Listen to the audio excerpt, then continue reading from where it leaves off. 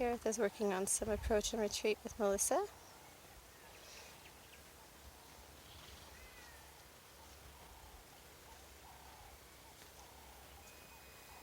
Melissa's only been with us a few days, so if the horse thinks towards Gareth, Gareth takes the pressure off by not putting any more pressure on, causing her to move her feet or sort of pushing any boundaries. This is where the principle that the horse sets the timeline comes from. You know, if we were to go up and try and get that halter on her nose as quickly as possible, she would run around and we'd waste a lot of energy and she wouldn't have time to think. And she'd go into full-on prey animal mode. Right now, she's giving partnership a good chance here. You know, a few days ago, she couldn't even stand someone touching her shoulder where Gareth is now. Now she's starting to get the idea.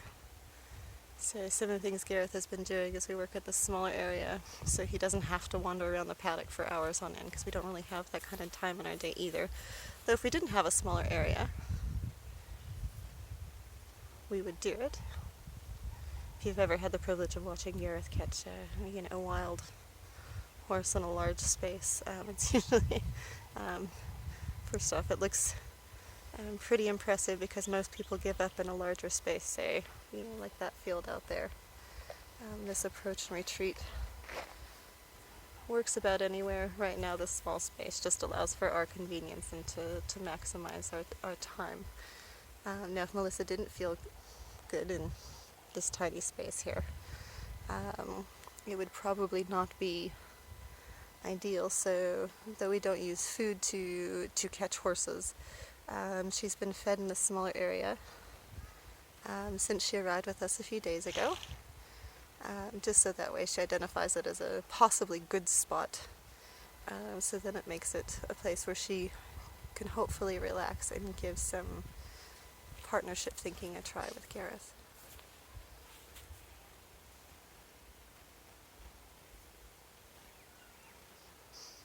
Nice little head twitch there. She wanted to hang on to that adrenaline. She's starting to release it a little bit quicker every time. I like that her head's low, she's relaxing, her eyes are looking soft. Still a lot of twitching going on that face, suggesting we're still, kind of expending some adrenaline. Switching into the reasoning side of her brain. So before, if you went to approach her like that, she'd book it as fast as she could to get away from you. Even the change in expression from the first time I walked in has been in the ears a bit. She's making a ton of progress on this. She's still winning. It's not as bad as it was. Not as bad as the teeth that I found first couple of times I tried with her. The thing is sometimes horses will offer to bite you sort of out of like fear and go away. Hers was completely defensive, completely mistrusting of humans. It's not really fair to try and push a horse through those boundaries and sort of molest them until they give in. If we can be slow and methodical like this, she'll start making humans her own choice, not a forced choice chosen by a human. So the reason I pulled back there, she just had a big relief. I didn't want to add extra pressure there. So Gareth chose to take off pressure because she went started looking like she'd relax. So pressure motivates, release teaches, and Gareth rewarded the slightest try. So that way Melissa knows that is exactly what we're looking for from her. So the reason I do this with the rope is that I suspect she's been either halter trained in a crash or had a team full of people corner her and rape the halter onto her. So she gets very defensive at her face. When you get to watch Gareth or I work on catching issues, we don't go for the smallest place possible. We do not believe in pushing horses into crushes because it's not honest. I mean, what could be more honest than this? She could choose to leave. She could easily jump any one of our fences and say, oh my god, I'm out of here. I don't want to be with humans. We feel like this is a more level playing field that encompasses fairness. And often horses that are taught to work on the halter straight out of a crush. It's become such a terrifying claustrophobic experience. It adds claustrophobic issues to a horse. They go, yeah, the last time humans did that to me, I had to go through da da da da da. And I feel like what the horse gets from an experience like this is, yeah, the last time Gareth came to talk to me, I allowed him to put that rope around my neck. You know, I was worried about it, but then I learned to feel safe with it. Remember, we want our horses operating on as little anxiety as possible. So, with And this is a better way of doing it. so with the way she responds with the head shyness because of the haltering, I don't know if maybe they left a halter on and used to lunge at her or whatever. But so I leave this to last because otherwise she just pulls her head away. So I can use just the rope to make a makeshift halter, and then get the halter on her calmer and with me. And this is really how I prefer foals be taught to haltered as well.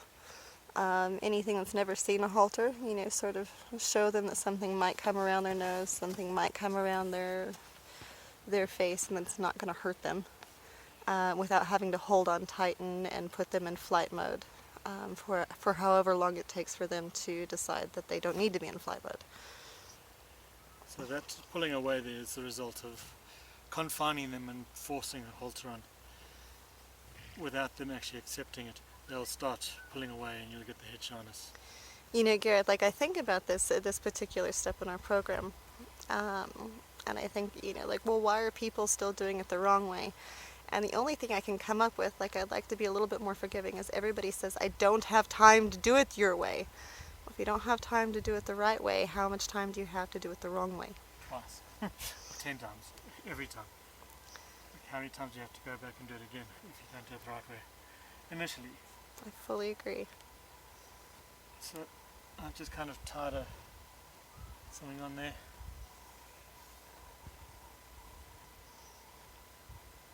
So she can feel the weight on her nose. You can still see she actually went a little shut down there. You can see if she's pulling away. You know, her body language is going, ugh. So if we got the halter on there, that would probably turn into a bunch of pulling and fighting and a bunch of dust, and Gareth, you know, kind of hang on to the end of that lead rope. And sure, you could probably get it to work that way. But if we're trying to help this particular horse is going home to a woman and her daughter, to develop as a lovely family riding horse, we want to make this as easy as possible for her so her humans get to really enjoy good things and get all of this negativity that's running through Melissa out of her. And we're not going to do that by creating a bunch of dusty fights. It's just not necessary. So like in terms of the why countries, well, South Africa in particular, why you see the technique of push horse into a crush and get it done, we don't have a culture. Doesn't that come from? Yeah, I was going to say, doesn't that come from a, you know, kind of a culture? Well, we've always done it this way. Well, the thing is, so we don't have a culture of, like, if you look in the States with the cowboy culture, big open range farming. If you want to work a cow, anything with a horse, they had ropers, and there's roping as a skill. We haven't really got that yet. So crushes have always just been a band-aid. Well, and what I've found, you've seen me have to rope horses that are, you know, just wild as sin, and there's, you know, a lot to be done and not a lot of time to do it. I still maintain that if you have to rope a horse, you better be good enough with a rope to get it done once. Because the second time you throw a rope at their head, they will know how to duck it, they'll see it, they'll hear it coming, and they can move faster than that rope ever can. So to me, it's just not a real viable thing to teach a horse to respect a halter, knowing that the basis of our 4-core movement program happens on the end of a halter. I'd really like the halter to become a safe place for the horse. So taking a few extra minutes, this really isn't taking much time. We've been at it for 9 minutes now, Gareth. So this isn't taking much time at all. We can make it feel really good to the horse, help her understand it.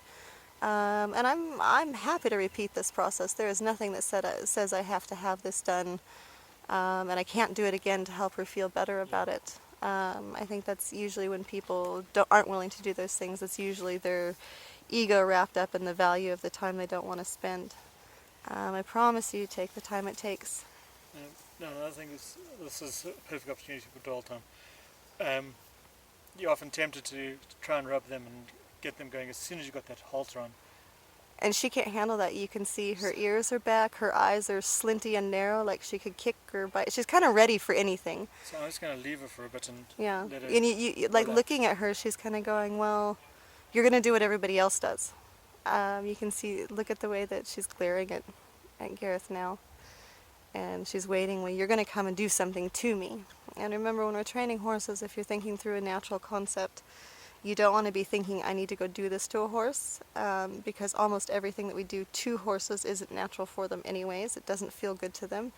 If we could do something for the horse, they feel better about it, we feel better about it, and the age of improved horsemanship is really around us. I think we should aspire to gentler, kinder, and the most important thing is this is more efficient and effective long term, yeah. Taking longer initially. than trying to rush through things.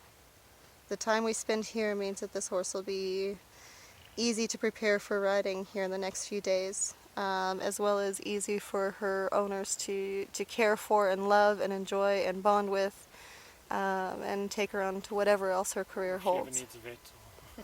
No. Do you know how many horses die every year because the vet can't catch them?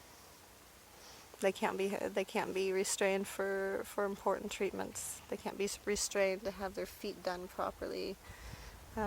These are all things that we really should be thinking about, and that's why teaching your horse to be properly halter trained in the beginning should be a first priority. See, Gareth took quite a bit of time there in coming in and asking for permission to touch her. Gareth is doing his famous forelock rub. You can see she's relaxing.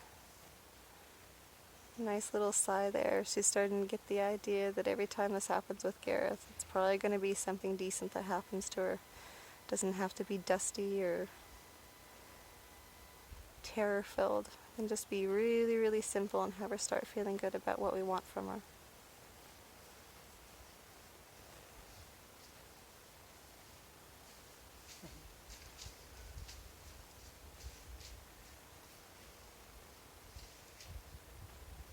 I think it'll be interesting to see her body language here in 2 or 3 weeks' time. Like right now, like we touch her and she stands and tolerates it. Right now she still goes, "Ugh, I'd rather not." Just a reminder of how incredibly brave it is for these horses who haven't had much good handling to come back and give us a second or third chance.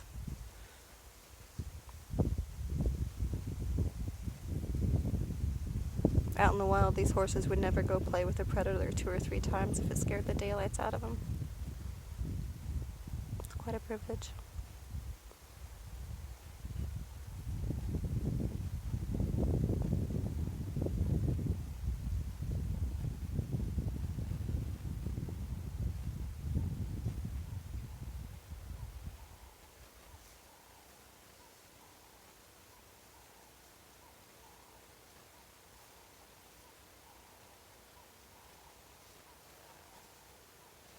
Yeah, the nice heavy sigh.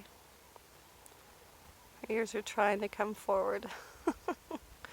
She might even be fighting it.